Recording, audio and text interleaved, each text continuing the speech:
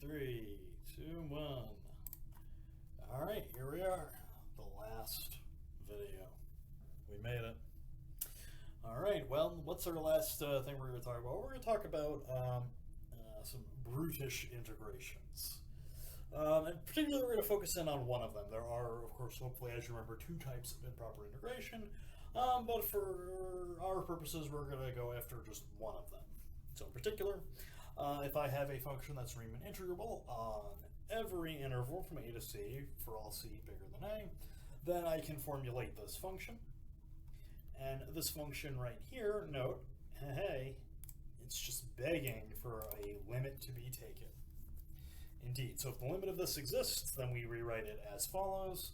If that limit exists, that limit right there is called an improper integral, and when it exists, right, we say that it will converge to whatever this value may be, and if it doesn't exist, then we say it diverges. Yay! So very similar to just, what you're doing when you talk about infinite series, where you have a collection of partial summations, a collection of partial integrations, and then you ask what happens when I let the limit go off to infinity. So of course, the connection between summations and integrations here will be made much more explicit once we a little bit more explicit later today. But for right now, here we go. This is what an improper integral is, or what a type 2 improper integral is. This the type 2? Whatever. It's one of them. The other one, of course, is instead of the limit going to infinity, where you have the limits go to the left or the right, where your function is potentially not defined there, but its Riemann integral is defined arbitrarily close. All right, so let's actually compute a particularly famous one, which is that the improper integral from 1 to infinity of 1 over x to the p is simply 1 over p minus 1. That's it. And that's, of course, only good when p is bigger than 1. When p is less than 1, this thing totally does not converge. All right. Okay, so 2 points to prove. Let's do it. Point 1. So first things first, we'll set up the thing that's going to be the antiderivative of the function on the inside, as we already proved last time. Sliding away. Let me get closer. So as we already proved last time, this thing has to be differentiable, and its derivative is what we remember it being. You pull the exponent to the front, these cancel. Note these cancel because p is not equal to 1. And then you subtract 1 off the exponent, which gives you x to the negative p, which is 1 over x to the p. Yay. All right. Beautiful. So by the fundamental theorem of calculus, we then know that if I integrate this from 1 to c for any c bigger than 1, all right, well, just plug in the top into this function right here and plug it into the bottom. Plug the bottom into this and take the difference. And there we go. And again, note, 1 minus p is strictly positive, so I don't have to be worrying about the definition of x to the 0 to a power. All right, now the only thing we need to verify is that, well, when we let c blow off to infinity, this goes to 0, thus giving me this as my answer. All right, well, if I look at c to the 1 minus p, it's exp of 1 minus p times log of c. As we let c go to infinity, log goes off to infinity, but 1 minus p here is negative, which means this whole thing will go to negative infinity, and of course exp of something going to negative infinity is indeed 0. The end. All right, so that blows off the 0, which means that this has to converge, and it converges specifically to this quantity right here, which is 1 over p minus 1, as promised. Hooray! Beautiful. Now note this, and we're kind of at the point where we can kind of just approach this as we would have done in calculus, but with just, slightly more detail.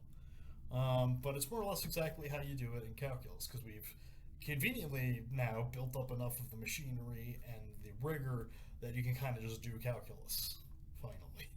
Finally, it only took 8 weeks, but now we can actually just do calculus. It only took an entire semester, but now I'm allowed to take derivatives. Yeah. I remember that moment in my analysis class too, where all of a sudden it was like, oh wait, I'm allowed to just take derivatives now. Oh wait. Yeah. That was a good moment. Wait, I just get the antiderivative? I'm allowed to do that? Yeah. Anyway. Alright, speaking of which, so now let's verify that the improper integral, when p is less than or equal to 1, is indeed divergent. So the first thing is, when it is equal to 1, well, it's the integral of 1 over x, which we know is log of c, and that blows off to infinity as c gets arbitrarily big, so we do not converge. Alright, now suppose p is strictly less than 1. Alright, well then the same is true as before. We know the antiderivative. It goes like this. That didn't change. The only thing that changed was p. And because p has changed, that means 1 minus p is now positive. So this goes to infinity, this goes to infinity, whole thing goes to infinity. So the improper integral does not converge. And that's it. Beautiful. Good stuff. Right, and of course you can now start applying this to other sorts of things, and yeah, but verifying it, of course, for our favorite 1 over x to the p is a fun time. Now, as you may recall from calculus, you use that fact to verify that certain summations had to converge using something called the integral test. And that's going to be our goal for the rest of this video, is to actually prove that the integral test is true. So recall from calculus, the integral test is the following. If I have a function that is continuous, monotonically decreasing, and non-negative, then the series generated by this function converges precisely when the integral of it converges. So this gives you a way of applying calculus techniques to infinite summations. Right, and specifically what we just previously proved, it gives you the p-test. Right, it verifies that 1 over x to the 1 over n to the p is going to converge only when p is strictly bigger than 1. All right, so our goal is to prove that this is indeed true. This will be the last thing we prove, the integral test. Right.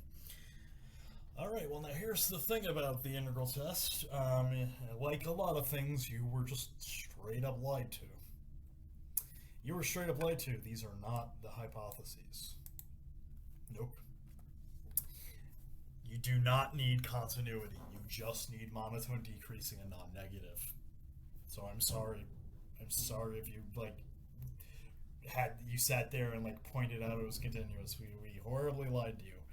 You do not need the continuity.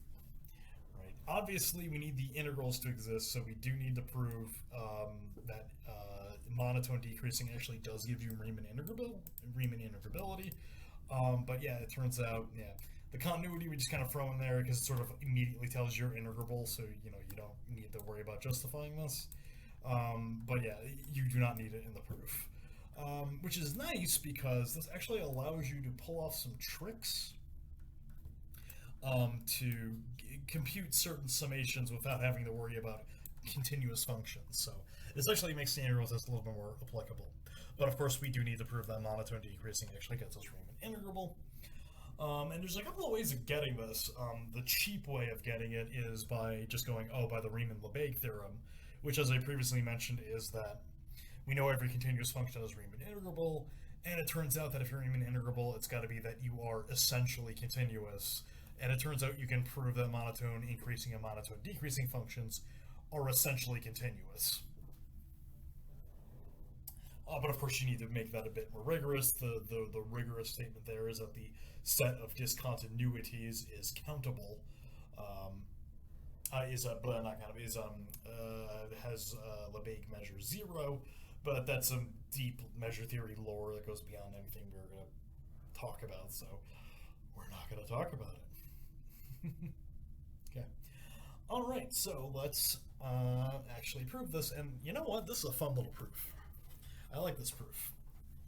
And in fact, actually, Level has this as a homework problem. I was considering it, but I was like, I want to do it. It's a fun one. So let's do it. Okay.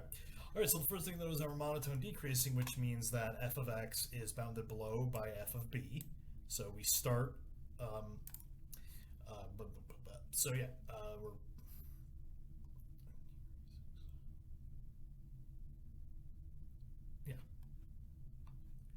right, yeah, so, right, f of a is the biggest value that we start at, and then we slowly work our way down to b, or quickly, it depends.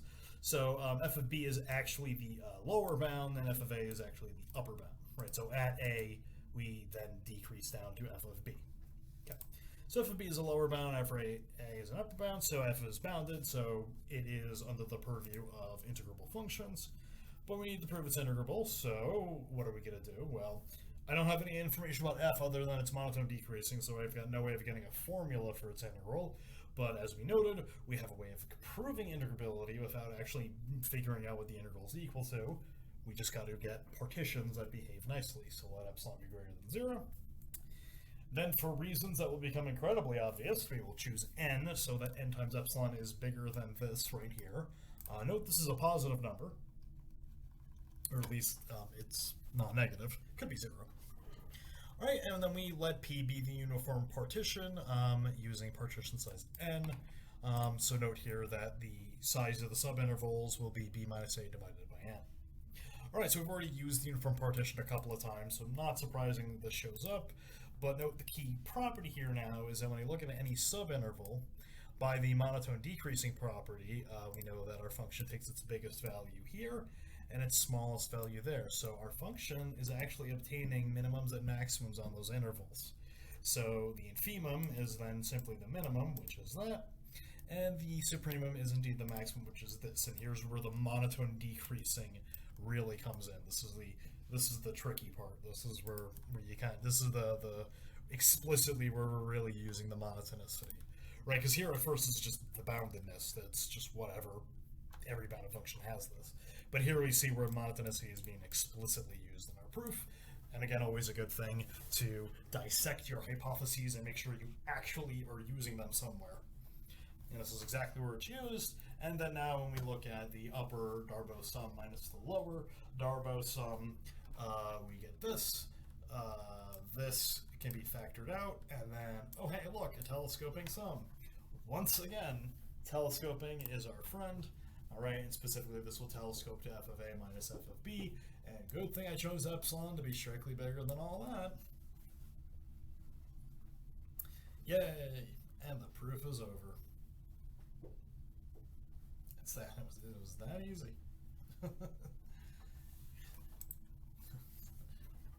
Beautiful. All right, and now note we did it for monotone decreasing. If you want to do it for monotone increasing, you can, and it's essentially the same proof. Only instead of x sub k minus 1, here you have f of x sub k, and here is where you get the x of k minus 1. Yeah. Right, and then now here you'd have f of b minus f of a. So it's so virtually identical. But beautiful, so now we know that every monotonically decreasing function is a Riemann integrable, so we can always talk about its, we can talk about the improper Riemann integral of such a function, and that gives us the final proposition. The last thing we are going to prove, which is the integral test. If you have a monotone decreasing function that is always greater than or equal to 0, then the series converges precisely when the interval converges. Wonderful. All right, here it is, the last proof. Okay, one thing of note before we dive in and finish things up. I'm starting it at 1 for ease of use. You can change the starting point to be whatever you want, as always, but just prove it for 1, whatever. It's fine. It really does not matter. Okay, so here we go. Now note it's an if and only if, so we have 2 things to prove, which is if the series converges, then this converges, and then if this converges, then the series converges. All right, now it turns out one direction is going to be super easy, and then it turns out the other direction is going to be a pain in the ass. The super easy one is if we know the integral works, then the series works. So that's actually the easy one. The series working, implying the integral, is not hard, but there's a little bit more work there than you think there would be. Okay.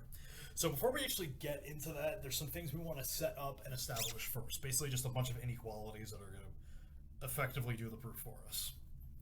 Okay, so first of all, we'll define S sub n to be the sequence of partial sums. So that should be, I have a k. Because I need the n up there. I was going to, why do I have that infinity up there? That's not. Where's the n? Yeah, there it is. Jeez. I couldn't just get through a slide, could I? Nope. All right. Anyway. Okay. All right, so note that our hypothesis is that the f's are always non-negative, so that means, as we already know, that the sequence of partial sums is then a monotonically increasing sequence, which would mean in order to guarantee convergence, I would need to know it's just bounded above. And likewise, the integrals are also monotone increasing. If you look at t sub n plus 1 minus t sub n, hey, that's this, which we know would be equal to that. Of course, add this over, that's what we actually proved.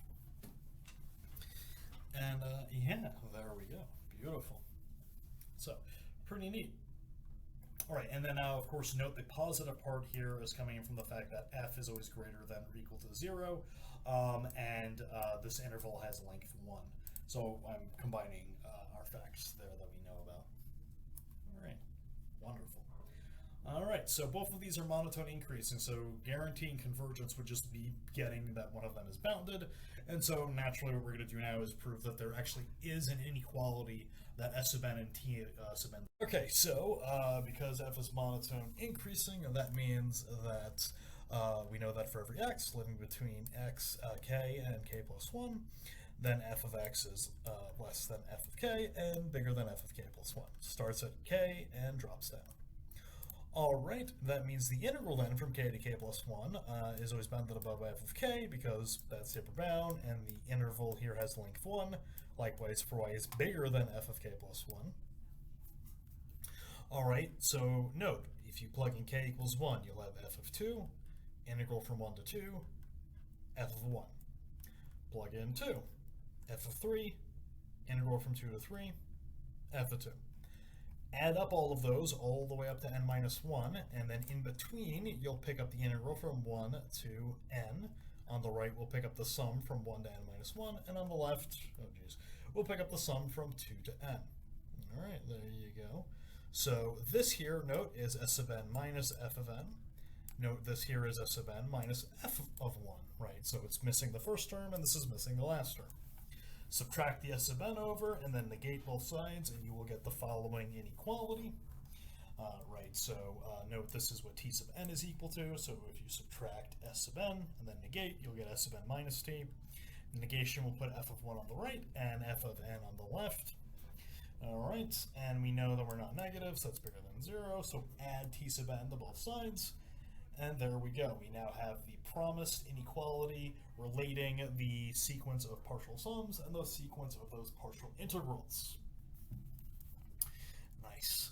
Now note, recall, monotone, increasing, monotone, increasing.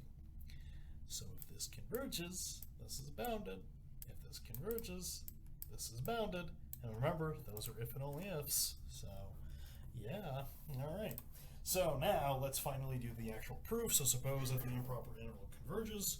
That would force the sequence of those partial integrals to converge to whatever it converges to. Again, the actual value is not of particular interest to us. We just need to know it actually exists.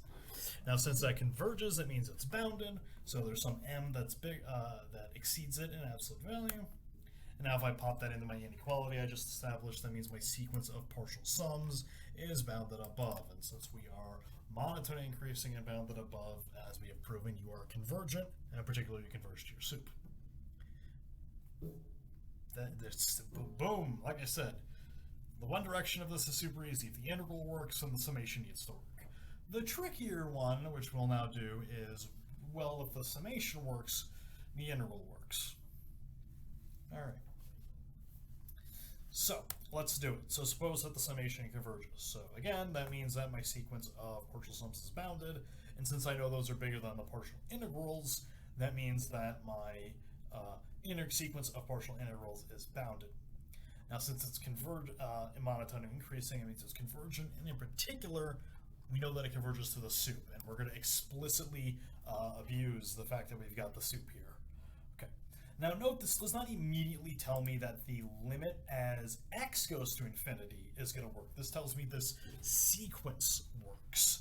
And as we noted, to get the limit to work, it's not enough to just have the sequences work. You need to have it's not enough to just get one sequence to work. You have to get every possible sequence to work. So take a sequence that converges to infinity. We need to show that as n goes to infinity, the integrals from 1 to x to the n also converge, and specifically converge to this quantity right here.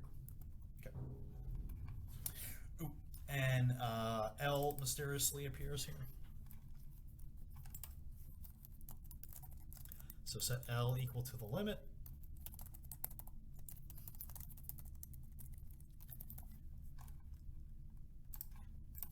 Forgot to include that. All right, so let L be the limit, which we now know is the soup.